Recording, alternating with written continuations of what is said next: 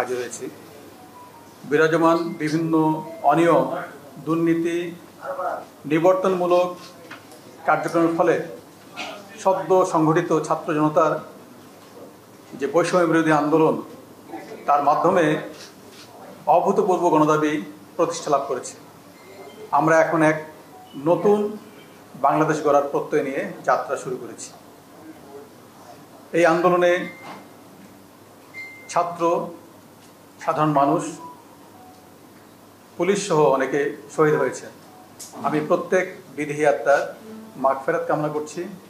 তাদের শোক সন্তপ্ত পরিবারের প্রতি গভীর সমবেদনা জ্ঞাপন করছি। প্রিয় সাংবাদিকবৃন্দ,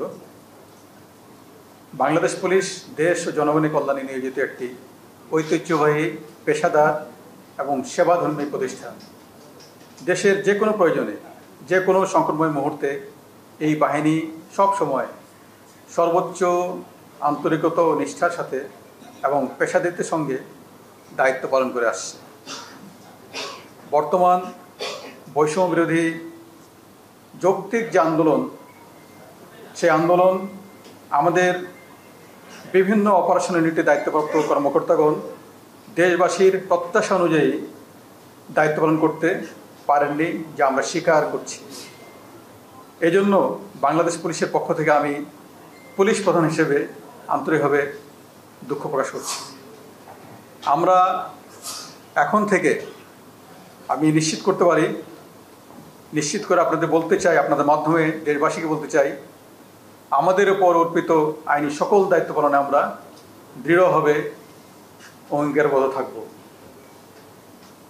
বৈষম্য বিরোধী ছাত্র আন্দোলনকে কেন্দ্র করে সাম্প্রতিক সময়ে ছাত্র, সাধারণ মানুষ, পুলিশ সহ প্রতিটি হত্যাকাণ্ড যেখানে সংঘটিত হয়েছে তার সুষ্ঠু এবং নিরপেক্ষ তদন্ত করতে আমরা আইনিভাবে প্রতিশ্রুতিবদ্ধ।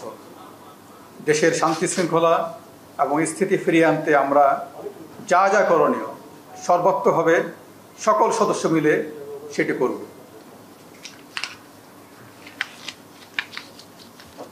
বাংলাদেশ পুলিশ, আপনি জানেন যে সর্বদা জনগণের জানমালের নিরাপত্তা নিশ্চিত করতে নিরলসভাবে কাজ করছে। আমরা বিশ্বাস করি আমাদের জনগণই আমাদের রাষ্ট্রের মূল চালিকা শক্তি। তাই আমরা সব সময় জনগণের পাশে থেকে জনগণকে সর্বোচ্চ সেবা প্রদানে বদ্ধপরিকর।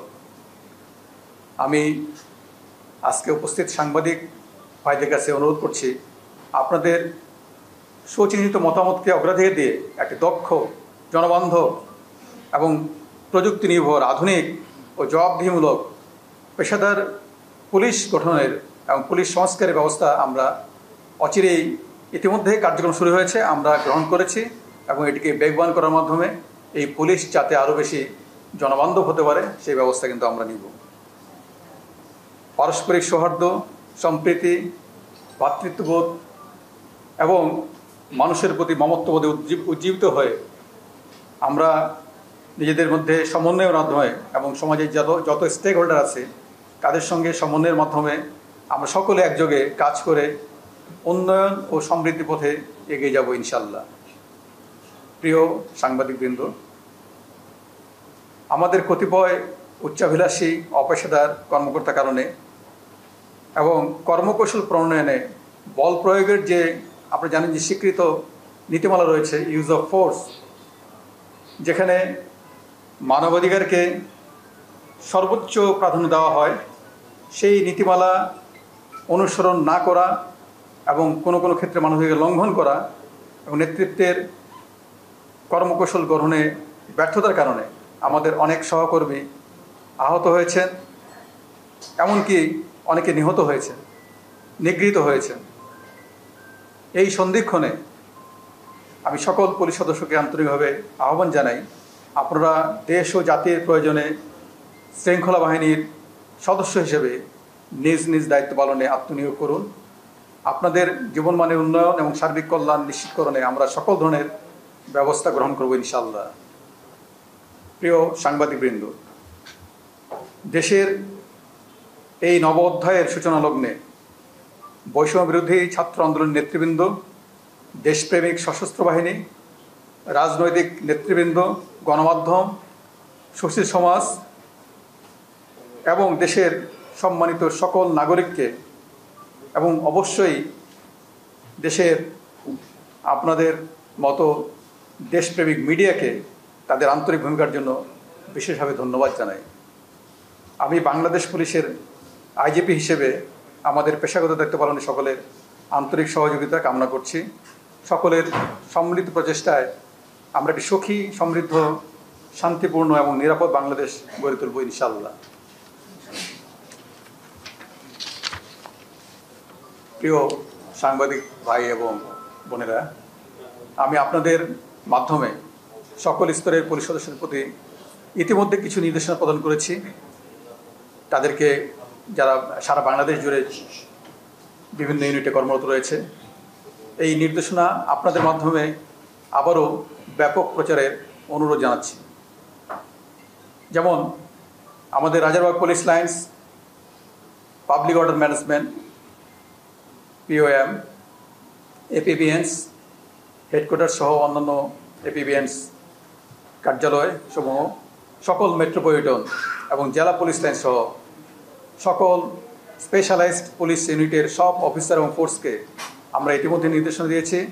আগামী 8 আগস্ট 2024 তারিখ বৃহস্পতিবার অর্থাৎ আগামীকাল সন্ধ্যার মধ্যে স্ব কর্মস্থলে যোগদান করতে হবে। ইতিমধ্যে এই নির্দেশনা প্রদান করা হয়েছে।